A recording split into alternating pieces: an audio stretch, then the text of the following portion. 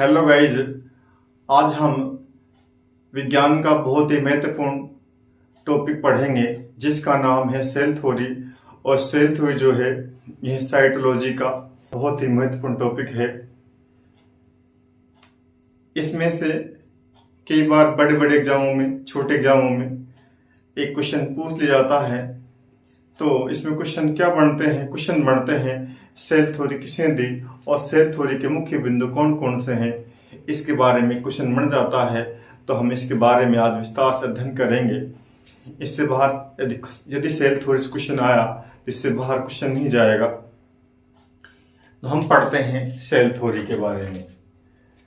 साथ ही यदि हम पढ़ते हैं सेल थ्योरी का किसने दी, सेल थ्योरी की जो आविष्कारक जो हैं या हम कहें सेल थ्योरी किसने दी है। साथियों, सेल थ्योरी जो है दो साइंटिस्टों ने, दो वैज्ञानिकों ने दी है। एक का नाम है मैथियस स्लाइडेन। ये एक बोटनियोलॉजिस्ट थे, यानी वनस्पति शास्त्री थे। इन्हीं के एक साथी वैज्ञानिक थे, उसका नाम था थियोडोर स्वान। ये जो थे यह जूलॉजिस्ट थे, यानी प्राणी शास्त्री थे। इन दोनों ने मिलकर के कोशिका सिद्धांत दिया। यदि आपसे पूछता है कोशिका सिद्धांत किसने दिया, स्वान और स्लीडन ने दिया। इनके जो नाम जो है आप शॉर्ट में ध्यान रखें, स्वान और स्लीडन। पूछता है कोशिका सिद्धांत किसने दिया, आप ध्यान रखेंगे कोशिका सिद्धांत जो है वे स्वान और स्लीडन नामक वैज्ञानिक ने दिया। इसके बाद हम बात करते हैं कोशिका सिद्धांत के मुख्य बिंदु कौन कौन से हैं। तो इसमें हम पहले बिंदु देखते हैं। पहले बिंदु क्या कहता है? पहला बिंदु कहता है सजीवों का शरीर कोशिकाओं से मिलकर बना होता है और कोशिकाएं मिलकर के ऊतक बनाते हैं।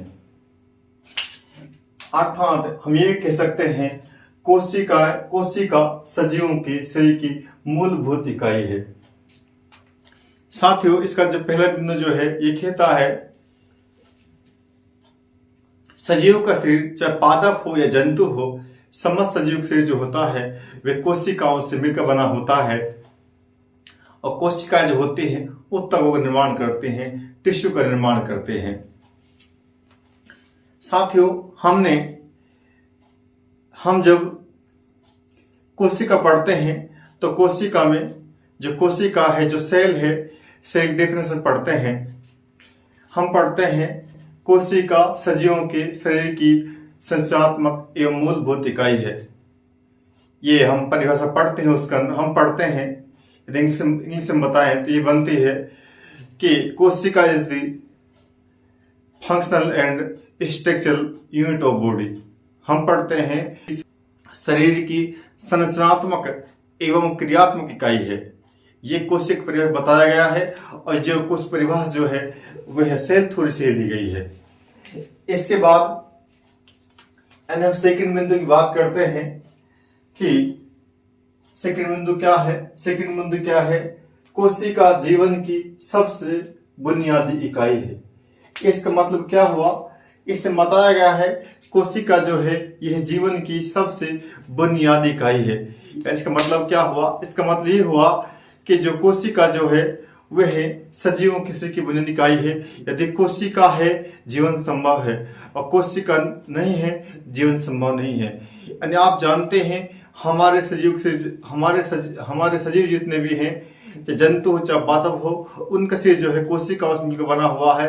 यदि कोशिका नहीं होगी सजीव शरीर का निर्माण नहीं होगा, यानी कोशिका के बिना जीवन संभव नहीं है।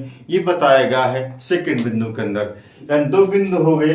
पहला बिंदु क्या है? सजीवों के शरीर का निर्माण कोशिकाओं से होता है, यानी कोशिकाओं से मिलकर ऊतक बनते हैं। अर्थात हम ये कह सकते हैं कोशिका क्या है? कोशिका सजीवों के शरीर की संरचनात्मक एवं क्रियात्मक इकाई है। यानी इनके बिना शरीर को कार्य संपन्न नहीं होगा और न ही इनके अंदर कोई क्रिया संपन्न होगी। ये बताया गया पहले बिंदु के अंदर। और दूसरे बिंदु क्या है? कोशिका जीवन की सबसे महत्वपूर्ण बुनियादी इकाई है। मतलब हुआ कोशिका के बिना जीवन संभव नहीं है। यानी यदि कोशिका होगी तो शरीर बनेगा, बॉडी बनेगा, जीव बनेगा। यदि कोशिका नहीं होगी तो जीव का निर्माण नहीं होगा, जीवन संभव ही नहीं है कोशिका के बिना। ये बताया गया सेकंड बिंदु के बाद। यदि हम इसके बाद बात करते हैं, दो बिंदु दोनों ने मिलकर दिए दो बिंदु। इसके बाद एक वैज्ञानिक हुए रुडोल्फ विर्चो जो था, इन्होंने कोशिका सिद्धांत को आगे बढ़ाया। एक क्वेश्चन पहले आ चुका है कि पूछेगा स्वान और स्लीडन के बाद कोशिका सिद्धांत किसने आगे बढ़ाया। साथ ही एक साइंटिस्ट हुए रुडोल्फ विर्चो, इन्होंने कोशिका सिद्धांत को आगे बढ़ाया और इन्होंने एक बिंदु इसमें जोड़ा। बिंदु क्या जोड़ा, ये बहुत ही महत्वपूर्ण बिंदु जोड़ा। इन्होंने बताया ओमनिस सेलुला ई सेलुला। एक इन्होंने बहुत ही महत्वपूर्ण तथ्य दिया, ओमनिस सेलुला ई सेलुला।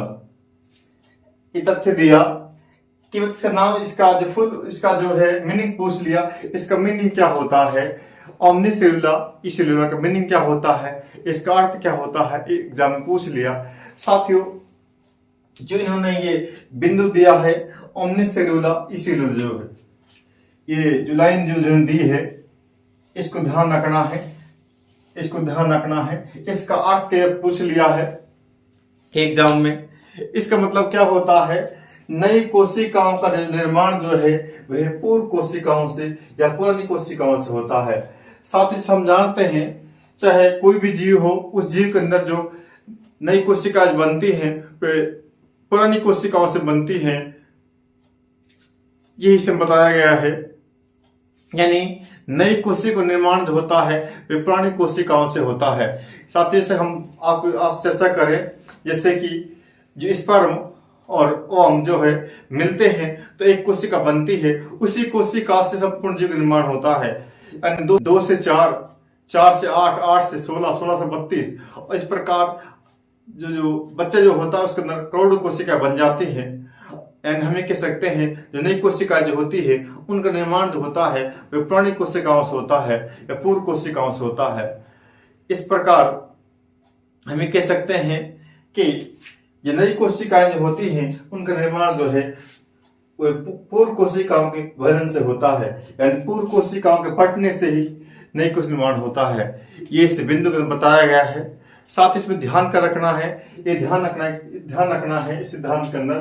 पहली बात ध्यान रखना है, सेल थ्योरी यानी कुछ सिद्धांत दिया किसने है। साथ ही शॉर्ट में ध्यान रखें, स्वान और स्लेडन और स्वान, दो वैज्ञानिक जो है इनके नाम शॉर्ट में ध्यान रखें। स्लेडन, स्वान, दो वैज्ञानिकों ने दिया है कुछ सिद्धांत। इसके बाद पूछेगा आपसे महत्वपूर्ण बिंदु से क्या है, ये ध्यान रखना है। सजीव का शरीर जो है वह कोशिकाओं में बना होता है और कोशिकाएं जो होती हैं वो ऊतक बनाती हैं, टिश्यू बनाती हैं।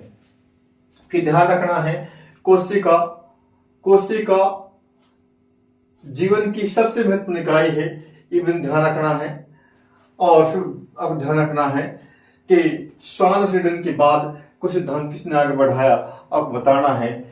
ये सिद्धांत जो है रुडोल्फ विर्चो ने आगे बढ़ाया। इसके बाद आप ध्यान रखना है कि जो ओमनिस सेलुला ई सेलुला जो है इसका मतलब क्या होता है। इसमें होता है नई कोशिका का निर्माण जो होता है वह पुरानी कोशिकाओं की वजन से होता है, ये ध्यान रखना है। और ये ध्यान रखना है ओमनिस सेलुला ई सेलुला जो है, ये जो तथ्य है, जो बिंदु है, जो ये किसने दिया है, ये ध्यान रखना है। ये दिया है रुडोल्फ विर्चो ने। साथियों, थोड़ी तबीयत खराब है, इस कारण आप वीडियो उपलब्ध नहीं कर पा रहे हैं। कुछ मेरे साथी कह रहे थे, गुरुजी आप तो कह रहे थे कि हम लगातार 3 या 4 वीडियो 2 वीडियो के बीच में रोजाना डालते रहेंगे। सर आपका 2-3 दिन से वीडियो नहीं आया है, साथ ही तबीयत खराब है। हम कोशिश करेंगे कि आपको अधिक से अधिक वीडियो हम उपलब्ध कराएं। धन्यवाद।